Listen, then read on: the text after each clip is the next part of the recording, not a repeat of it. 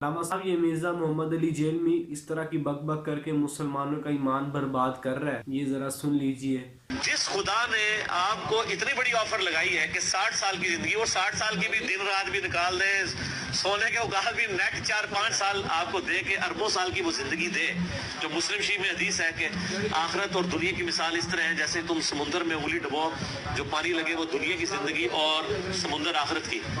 سر وہ آپ کو ایک منی خدا بنانے والا ہے، اس حوالے سے سر وہ آپ کو ایک منی خدا بنانے والا ہے، وہ آپ کو ایک منی خدا بنانے والا ہے۔ العیاذ باللہ، استغفر اللہ، لعنت اللہ علی الکاذبین۔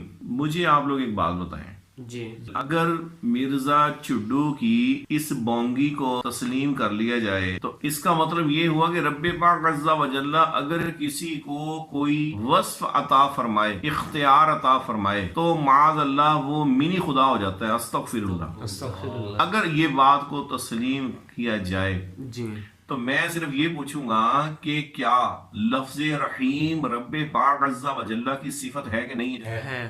کن فیکون اگر اس کی صفت ہے جی اور وہ کسی کو اختیار دے جی تو اس سے نتیجہ مرزا چڈو یہ نکال رہا ہے کہ جی وہ اللہ پاک ہمیں معاذ اللہ منی خدا بنا رہا ہے، ہاں جی تو جنت میں تو کروڑوں لوگ جائیں گے، تو کروڑوں منی خدا ہو گئے۔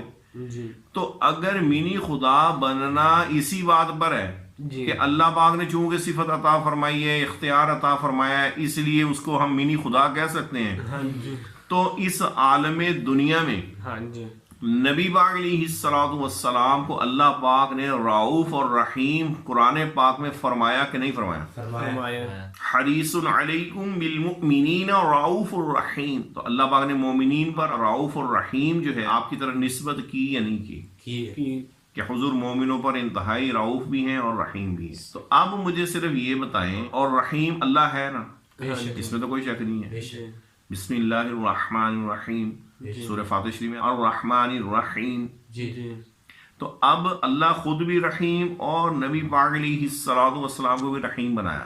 جی تو اگر کن فیکون اگر اللہ پاک جنتیوں کو دے تو وہ منی خدا ہے، جی تو اگر اللہ پاک نبی پاک کو رحیم بنائے تو پھر تو معاذ اللہ نبی پاک بھی منی خدا ہونے چاہیے۔ استغفر اللہ۔ صحیح صحیح سمجھ آ رہی ہے میری بات؟ جی جی تو پھر تو نبی پاک علیہ الصلوۃ والسلام کو منی خدا اس کے بقول جی ہمارا یہ عقیدہ نہیں ہے، جی لیکن یہ ہمیں کہتا ہے کہ معاذ اللہ ہم شرک کرتے ہیں، جی اور خود اس کی اوقات دیکھی آپ نے کہ کروڑوں خدا بنا دیے جی اب آپ منی کا ٹوچ لگاؤ، میڈیم کا لگاؤ، اس سے کوئی فرق نہیں پڑتا۔ جی لفظ خدا تو صرف اللہ کے لیے خاص ہے نا۔ اب اگر کن فیکون یعنی اختیارات کی بیس پر اگر کوئی جنتی منی خدا ہو سکتا ہے تو رحیم ہونے میں، رؤوف ہونے میں حضور بھی تو پھر منی خدا ہو سکتے ہیں نا۔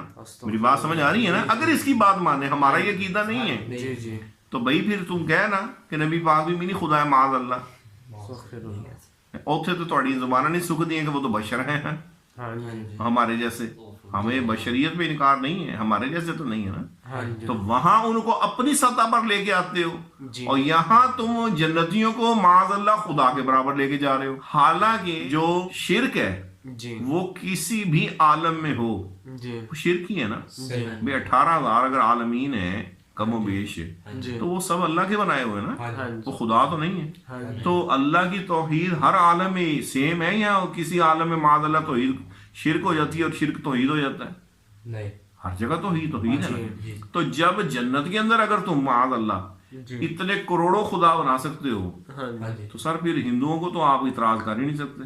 جی 33 کروڑ خدا تو وہ بھی مانتے ہیں، فرق اتنا ہے وہ دنیا میں مانتے ہیں، آپ جا کے جنت میں مان رہے ہو، ہاں جی اور وہ بھی چھوٹے ہی مانتے ہیں، ہاں جی ہاں پورے برابر تو نہیں مانتے نا۔ ہاں جی وہ مشرکین مکہ بھی خدا ہی مانتے تھے۔ جی تو خدا یا واجب الوجود یا اللہ یا معبود، یہ سب ایک معنی کے ہیں۔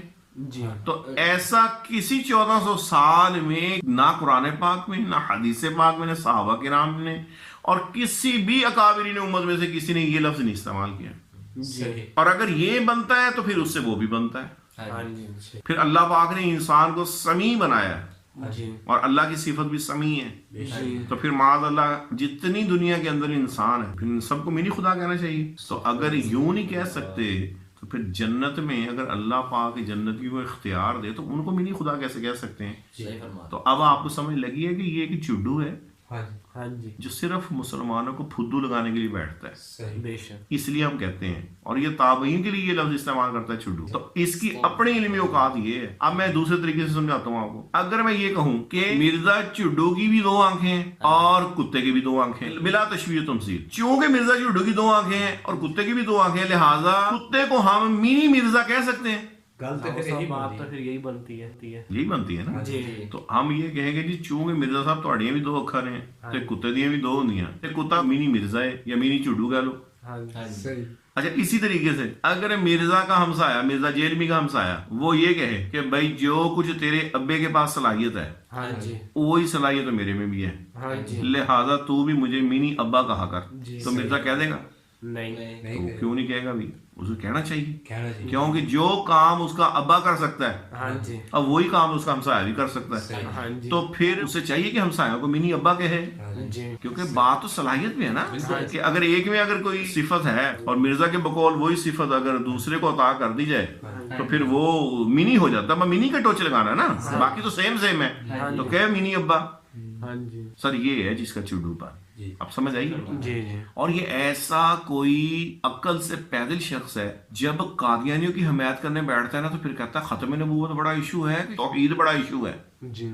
حالانکہ توحید ہو، ختم نبوت ہو، ضروریات دین کا کوئی مسئلہ ہو، سب کا ایک ہی حکم ہے کہ کسی ایک کا بھی انکار کریں گے تو کفر ہے. یہ نہیں ہے کہ ختم نبوت کا انکار چھوٹا کفر ہے، شرک بڑا کفر ہے، ایسا نہیں ہے. قیامت کا انکار کر دے، فرشتوں کا انکار کر دے، نبیوں کا انکار کر دے، ختم نبوت کا انکار کر دے، اللہ کا انکار کر دے، سب کا حکم ایک ہی ہے کہ وہ کافر ہے.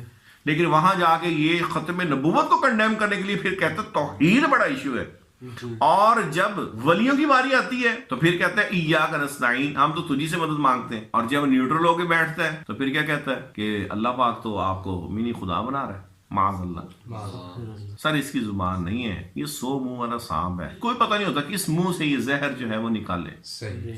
تو اب آپ کو سمجھ لگی اس کی بات کی حقیقت؟ جی الزامی اعتبار سے بھی اور تحقیقی اعتبار سے بھی. تحقیقی اعتبار سے یہ 1400 سال میں کسی نے یہ مسئلہ بیان نہیں کیا، اور الزامی طور پہ پھر نبی پاک علیہ الصلوۃ والسلام کو بھی پھر منی خدا کہنا جائز ہو گیا نا اس کے بقول.